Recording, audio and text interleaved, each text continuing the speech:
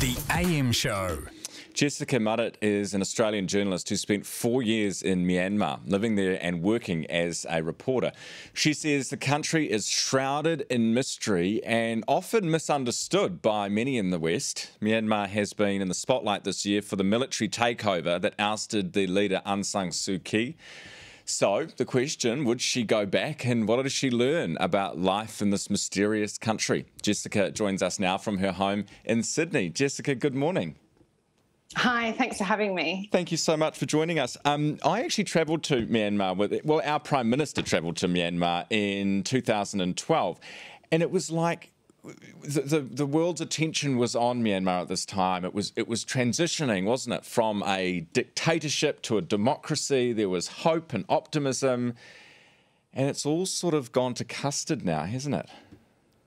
It really has, yeah. There's bombs going off all the time. Yangon, the cultural capital, is sort of looking like a war zone. It's really quite terrible.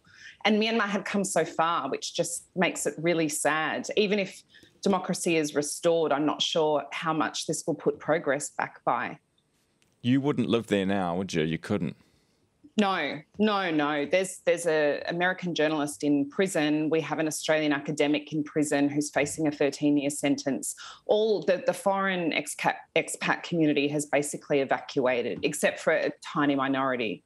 Explain for those watching this morning who may not be familiar with Myanmar and the political turmoil that's going on there, what the situation is.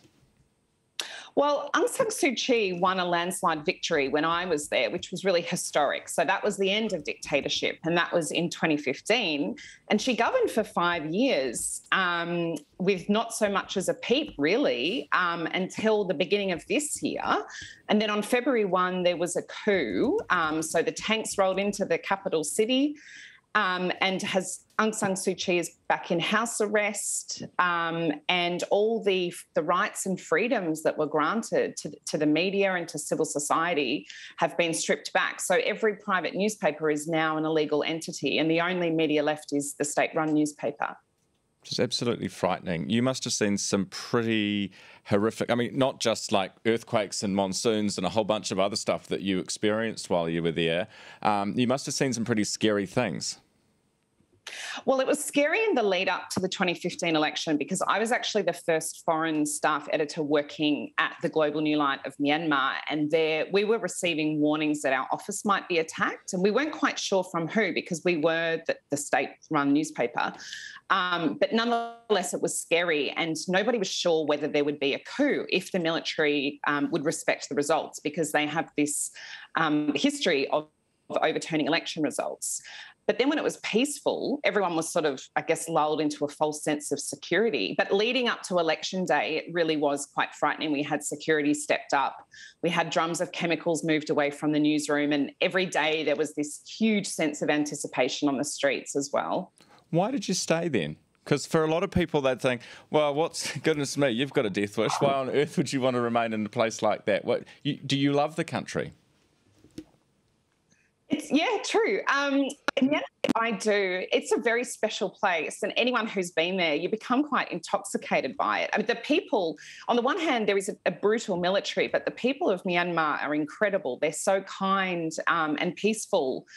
And it's a beautiful country and so geographically diverse. And it was an exciting place to live. It had been closed for half a century, and then suddenly Coca-Cola comes back and you can order a pizza, and there's, more traffic on the road. And it was really exciting watching that and, transitioning to democracy. I thought I'll never get another chance in my life to witness this. No, absolutely not. So what are the people of Myanmar feeling about this? Are they just quite accepting, look, this is where we've been before, we're going to have to go there again? Or now that they've had that taste of freedom, is there more of a movement to push back against the ruling junta? There really is, because it was 10 years, so 2010 to 2020, that there was some form of democracy in Myanmar. So for young people, that's half their life. And there's definitely a feeling that they want democracy back, and there are still protests despite the most immense dangers to themselves. 6,000 people have been imprisoned, but it is not enough to stop the people of Myanmar. So there's also an exiled government who recently said they basically declared civil war, which is why, now we're seeing escalating violence ramp up again. So I'm afraid I see no way out, and I fear it's going to become really quite bloody in the coming months and weeks.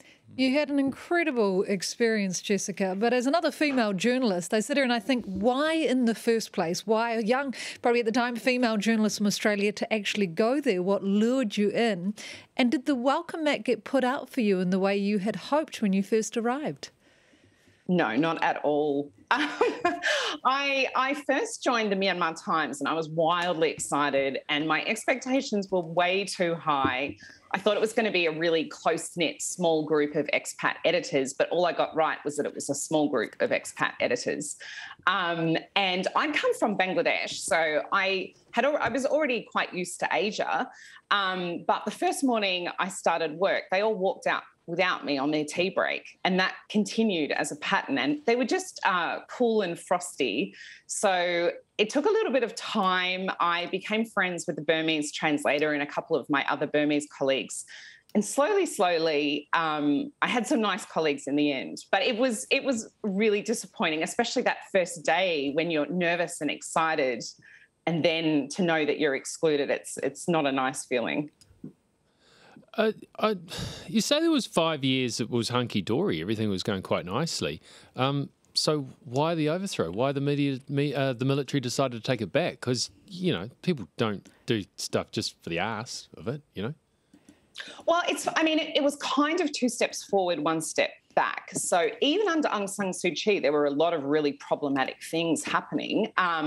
And that included journalists still going. 2 Reuters journalists got really long prison terms, and I think they spent about 5 years in prison, because the military always retained the really important ministries, and they never gave up their 25% share of parliamentary seats. So they don't even have to stand in an election. They just get 25% of seats.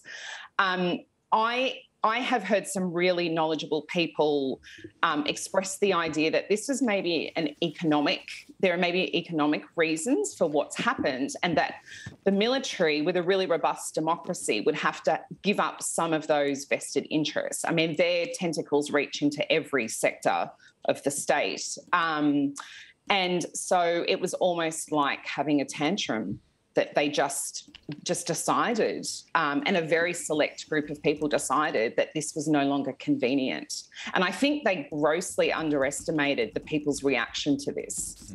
Yeah, absolutely. Hey, Jessica, thank you so much for joining us this morning. We really, really appreciate it. And we would love for people, if they're interested, to read your book. Journalist and author of Our Home in Myanmar, Jessica Mudditt. You can buy it, I'm sure, at all good bookstores or online. Our Home in Myanmar is the name of the book if you're interested.